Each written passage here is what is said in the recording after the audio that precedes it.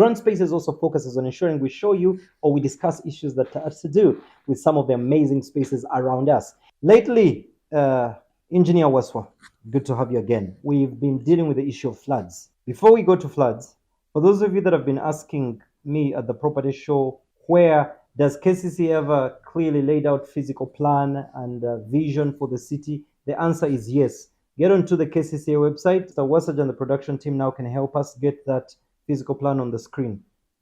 Now, when you look at that physical plan, it's actually easily accessible to the public right on the KCCA website. And when you look at it there, it will clearly, elaborately indicate all the key spaces that you need to know about and what the existing structures look like and what the planned structures look like. However, Engineer Waswa, lately the rains have come. When the rains came, and this is not just a Kampala problem, we've seen this happening in Jinja, in Fort Portal, the floods. Question, where did this problem come from? Or where does this problem come from? Or thirdly, where is this problem going to continue coming from? Because the floods we had last week, and strangely, I think for me in asking you this question, these floods, there used to be floods, but not at this magnitude. Probably after you answer that, the question would be, what's escalating this problem? But where are they coming from and why? They have been having floods in Europe as well. Yes. And the key cause of floods is mainly three reasons. like I always explain, when water is collected, it has to be conveyed and then discharged to the right place. Just like the way your plumbing system at home works. Use the washroom, then the plumbing does, then goes the septic tank. So the septic tank is like the swamp or the river, the lake, the final discharge point of this water, this storm water. Now, when there's a problem along that system, that's where we have the floods. For example, let me begin with the source, what they call source control. Source control is at household level or at property level. Yes. And how do you deal with water in your surrounding? You just pour it on the road. Did you construct a very wonderful trench and directed it to the stormwater line, the public stormwater line? And do you do some rainwater harvesting? We always encourage people to do stormwater harvesting. Yes. And also have a lot of green spaces within their premises. This helps in terms of the infiltration, and it reduces the discharge onto the public system. So it reduces the pressure. So one of the second part is the conveyance system, which is purely a council issue. The government, are the drainages big enough to carry the water to the septic tank or to the discharge point? And sometimes the drainage has to be expanded as the city or the country is growing, because the more impermeable spaces we have, the less infiltration we have, and the more discharge of water we have. So we have to plan in a way that for a given drainage system, you plan in the engineering world, we use what they call the return period. What is the risk of flooding? You 100-year, 200-year, 50-year, 25-year, and 5-year. So depending on the economic allowances, you select a certain risk of flooding you allow, and then you're able to design a proper drainage system. Then the third point is the discharge point. Now, if you come and construct a structure within the wetland, what do you expect, really? And you cannot blame the city council, or you can't blame the engineers or the developers, because it's the final resting place of water. That's how God intended it in the hydrological cycle. So the more we violate any of those stages, it's what's causing the flooding problem. So solution number one is what has been done. Some things might be too late, but starting point now is to say there needs to be a stop on construction in these designated areas that are supposed to be wetlands. Because ideally that needs to be the starting point. Because when we're looking at solutions, before we discuss how the drainage system can be improved, we need to be looking at, okay, how do we stop this? Because even as we speak right now, there could be a project about to be broken ground to start. You get the point? So I'm assuming right now the starting point ought to be, okay, let's rethink these wetlands. Let's rethink these natural spaces that need to be conserved. But back to the issue you're raising. For any city in Uganda, and this is not just Kampala as a situation, is it too late? I've had some people say Kampala, it's too late. Probably the chance could be for the new cities that have come up, the Jinjas. But also when you look at some of those cities, between you and me, most of them already have close to 90% built environments. So what happens now? Do you redig channels? Do we have some innovations that could salvage the situation? You see, in drainage, like we normally benchmark from countries that have done fabulously. Countries like Netherlands. Majority of Netherlands is below sea level, but they had this theory: we do the drainage network first, and whatever land is left is what we develop. Whereas here, it's the opposite. You do the developments first, and whatever land is left is what is left for the drainage. That has a risk in itself, Yes. because drainage is not like a road that you're going to meet maybe a sharp corner and you deal with the vertical and horizontal curves and there you go, or you're going to skip sections. Drainage has to be continuous from the highest point to the lowest point. Now, when you have a problem along that line, there's nothing much you can do. You have to acquire that space and be able to move water in the direction it has to move. You can't pump it up, you can't divert it.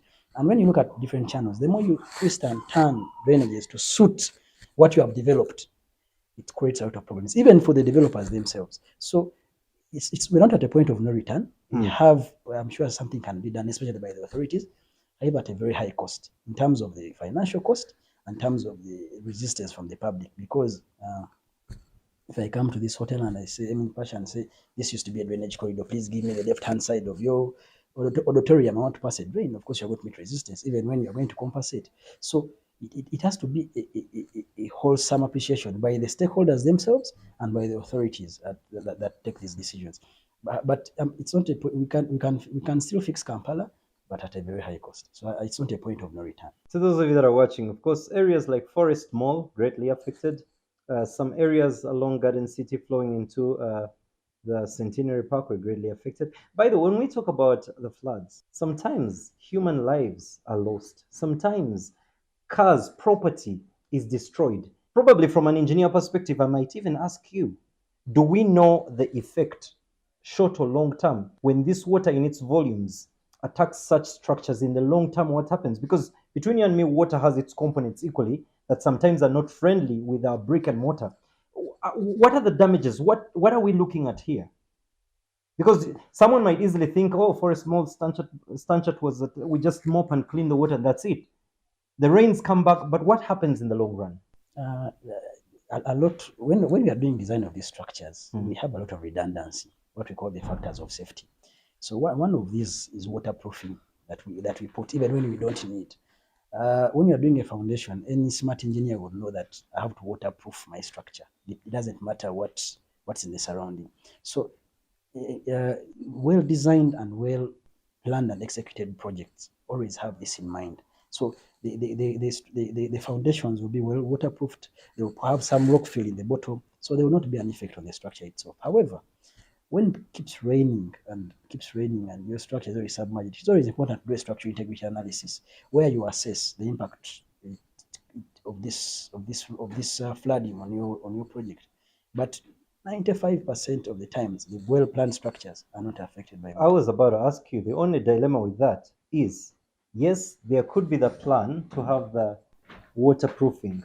How basic, how advanced is it? Is it done in the prospective mind that there will be floods? You get the point? That structurally you might plan for waterproofing, knowing, okay, the house help might be mopping and water gets onto the property.